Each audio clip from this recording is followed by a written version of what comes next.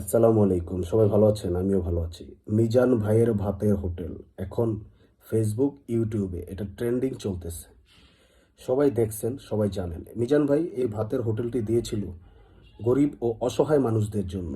তারা বড় বড় হোটেলে অধিক টাকা দিয়ে কিনে খেতে পারে না। সেই চিন্তা করে মিজান ভাই ১০০ টাকার মধ্যে এক টুকরা গরুর মাংস আর আনলিমিটেড তরকারি ও আলু সে গরিবদের জন্য এই ব্যবস্থা করেছিল। এখন এখানে দেখছি বড় লোকেরাও এসে খায় টাকা বাঁচানোর জন্য।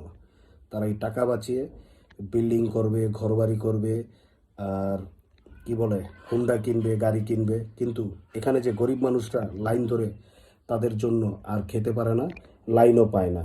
কিন্তু একবার বিবেচনা করবেন, এই হোটেল বড়লোকের জন্য না, এটা গরিবদের জন্য। এই কথা চিন্তা করে ইনশাল্লাহ আপনারা সামনে থেকে এই হোটেল যাবেন, কিন্তু একটু বিবেচনা করেন, গরিবরা যেহেতু খেতে পারে। আসসালামু আলাইকুম।